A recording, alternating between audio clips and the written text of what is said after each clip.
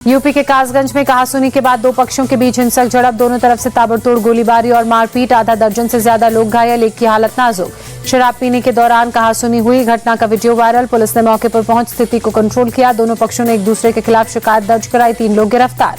आंध्र प्रदेश के कुरनूल में दर्दनाक बस हादसा, चलती बस में भीषण आग लगी, 12 लोगों की मौत की पुष्टि। बंगलुरु से हैदराबाद जा रही थी बस। कुरनूल बस हादसे पर सीएम चंद्रबाबू नायडू ने दुख जताया, मृतकों के परिवार के प्रति संवेदना व्यक्त की, घायलों के जल्द स्वस्थ होने की कामना। राष्ट्रपति द्रौपदी मुर्मू ने भी कुरनूल बस हादसे पर दुख जताया, शोक संतप्त परिजनों के प्रति संवेदना व्यक्त की, घायलों के शीघ्र स्वस्थ होने की प्रार्थना। 28 अक्टूबर को घोषणा पत्र जारी करेगा महागठबंधन, घटक दलों के नेताओं की मौजूदगी में तेजस्वी यादव जारी करेंगे मैनिफेस्टो। महागठबंधन को लेकर चिराग पासवान ने कहा, इन्हें सिर्फ वोट बैंक की चिंता, मुसलमानों की बात करते हैं लेकिन वक्त आएगा तब उन्हें प्रतिनिधित्व नहीं देंगे। पीएम मोदी ने बिहार बीजेपी के युवा कार्यकर्ताओं से वर्चुअली संवाद किया, कहा इस बार का बिहार चुनाव नया इतिहास लिखेगा।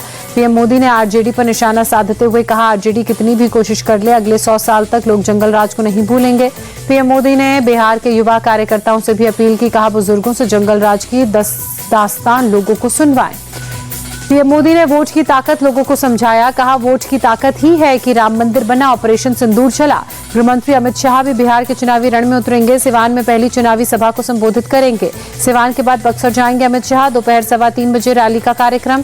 बीजेपी अध्यक्ष जेपी नड्डा आज हाजीपुर जाएंगे, प्रबुद्धजन बैठक को संबोधित करेंगे। बीजेपी चीफ जेपी नड्डा ने पातेपुर और गोह विधानसभा में की चुनावी सभा, पातेपुर में युवाओं से की अपील, कहा वोट डालने से पहले जंगल राज के बारे में पता करें।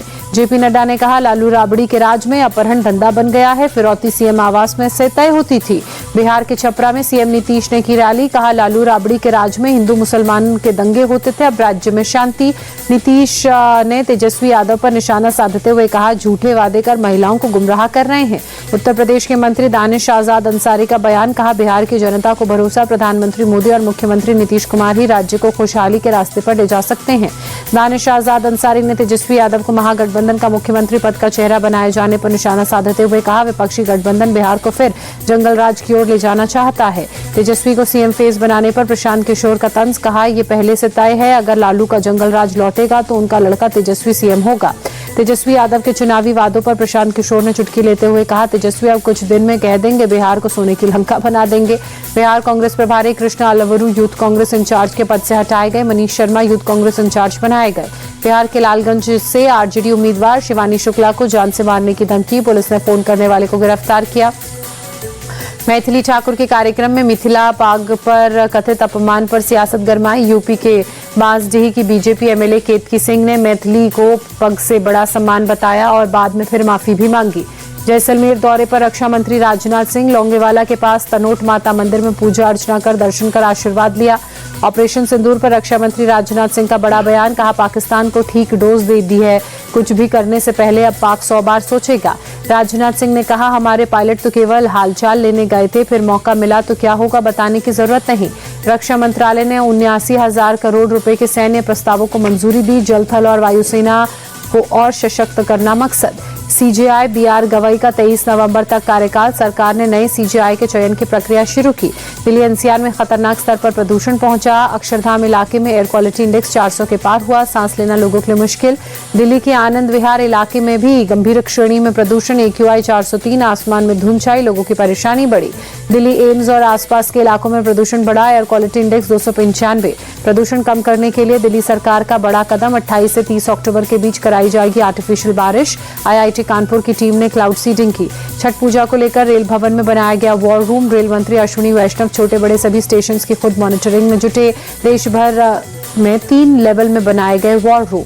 उत्तर प्रदेश के मंत्री AK शर्मा ने लखनऊ में छठ पूजा घाट का दौरा किया, अधिकारियों से तैयारियों के बारे में जानकारी ली। दिल्ली में यमुना नदी के किनारे घाटों पर छठ पर्व को लेकर अंतिम चरण में तैयारियां, तेजी से चल रहा काम। यूपी के शामली में एनकाउंटर के दौरान 1 लाख का इनामी बदमाश फैसल ढेर हुआ, मारा गया बदमाश संजीव जीवा गैंग का सक्रिय शूटर। प्रयागराज में पत्रकार की हत्या का आरोपी पुलिस मुठभेड़ में गिरफ्तार, एनकाउंटर के दौरान आरोपी के पैर में 3 गोलियां लगी, 2 संदिग्ध भी हिरासत में लिए गए, पूछताछ जारी। सीतापुर में शादी टूटने पर वर वधू पक्ष में विवाद हुआ, नाराज वधू पक्ष ने वर पक्ष के लोगों को जमकर पीटा, गाड़ियों पर पथराव किया, अफरा तफरी मची, पुलिस समझाइश के बाद दोनों पक्षों ने किया समझौता। बलिया में लक्ष्मी पूजा के दौरान पंडाल में 2 गुट आपस में भिड़े, जमकर लाठी डंडे पत्थर बरसे, 9 लोग घायल, 3 की हालत नाजुक, दोनों पक्षों ने शिकायत दर्ज कराई। राजस्थान में थप्पड़ मारने पर SDM Chhotulal Sharma suspend, petrol pump कर्मचारी को थप्पड़ मारा था। वीडियो वायरल होने के बाद सरकार का एक्शन। गुजरात के वापी में हादसा, रामा पेपर मिल में लगी भीषण आग, दूर तक फैली आग की लपटें, हादसे में किसी के हताहत होने की खबर नहीं। भारत की महिला क्रिकेट टीम ने शानदार क्रिकेट की बदौलत सेमीफाइनल में जगह बनाई, न्यूजीलैंड को 53 रनों से हराया, दिखाया बाहर का रास्ता। भारत को एडिलेड में ऑस्ट्रेलिया ने 2 विकेट से हराया, 3 मैचों की वनडे सीरीज में 2-0 से आगे ऑस्ट्रेलिया।